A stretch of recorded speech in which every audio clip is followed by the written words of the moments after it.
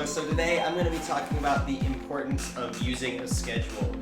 So really, a schedule is something that is quintessential if you work for yourself, if you work for multiple companies, for keeping track of appointments, keeping track of what's coming up in your life, right? For the longest time, I just didn't use a schedule. Like, I don't know how I did it, but it definitely resulted in me forgetting about a lot of plans that I made. It made me not show up well as a friend, as also as a professional, right? It really hindered my ability to be able to commit to what I was doing, what I said I was going to be doing.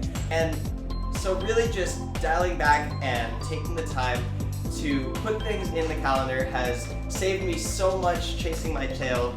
And so I just wanted to share my calendar and some strategies that I use.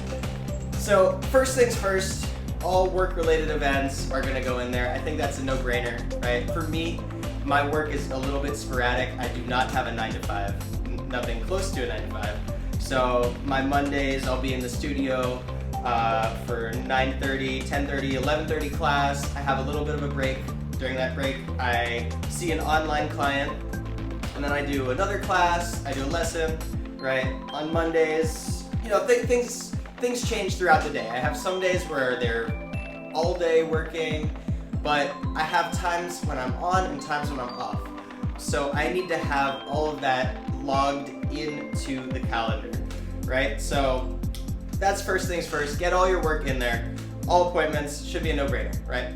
Second thing that I've started doing recently is I put the gym there, right? So going to the gym has been a priority of mine. Recently, I've been going at least 3 times a week, and I've noticed a lot of improvements in my body. I feel a lot better, I feel healthier, and I'm going after the physique that I want for personal and for professional reasons, right?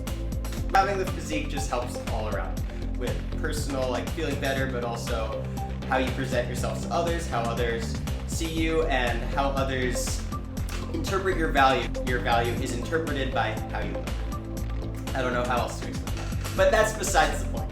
That's besides the point. So, going back to the calendar, I have all those events, right? And then, even aside from a calendar, to-do lists are very important, especially when I have a lot to get done the day of. It's best to do it the night before, right? The night before, plan out everything you need to do for the next day. However, if you don't do it the night before, first thing in the morning still works, right? You allot time in the morning to focus on what actually needs to get done, right? The checklists are an amazing tool for me. Checklists really just allow me to do one thing at a time without focusing on what should I be doing, because that attention required for the task switching, and then sometimes there's some anxiety of, oh, I should do this, oh, I should do that. I end up bouncing from activity to activity, and that takes attention. That takes time between dividing my attention between those different tasks, right? So really just dialing in on one thing at a time from the checklist that was made the night before, or if you weren't as on it, the morning of is super, super essential. I'm working on doing it more the night before.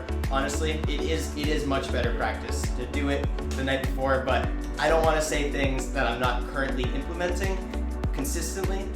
So, maybe in a few weeks I'll have built that habit of always having my to-do list the night before. But, to-do list, whether it's the night before or the morning of, is an essential tool for getting things done when you have a lot to do, so you don't waste energy. You don't want to waste your energy on things that are gonna drain you, right? And task switching and deciding what you need to do is energy that is just gonna go to waste. It's better to spend and allot 15 minutes, 20 minutes, 25 minutes to something that's actually gonna help you, because even though you're not getting done what needs to get done in those 15 minutes, by taking those 15 minutes, you're not losing hours of just interrupted time throughout your day, right? It pauses, and task switching can eat up 2 hours. So really, those 15 minutes, even though you didn't get anything done, you just planned out what needs to get done for the day, can save you hours throughout the day, right? Because it allows you to stay in a flow state. All right, I checked off this thing. Next thing, I checked off this. Next thing, I checked off this, right?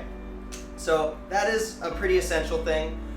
Something that's important when using the calendar, going back to the calendar, I think as soon as you have a plan, putting it into the calendar. Now, these days it is easier than ever to use iCal or Google Calendar if you're not a Mac or iPhone person, right?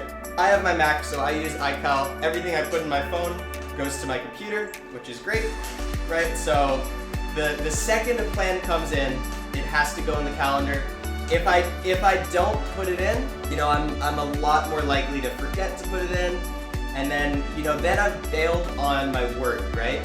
And that's the thing, like, I don't want to be bailing on my word to my friends, double booking myself, right? I forgot I had something booked at the exact same time, and mistakes happen. Like, I'm not here to say that I'm perfect right now. Like, occasionally I do double book myself, and the second that I find out that I'm double booked, I have to prioritize one, and I'll reschedule with someone, right?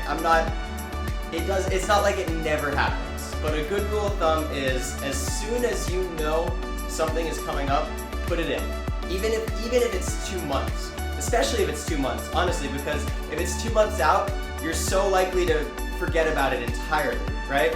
So put it into the calendar, do a to-do list, right?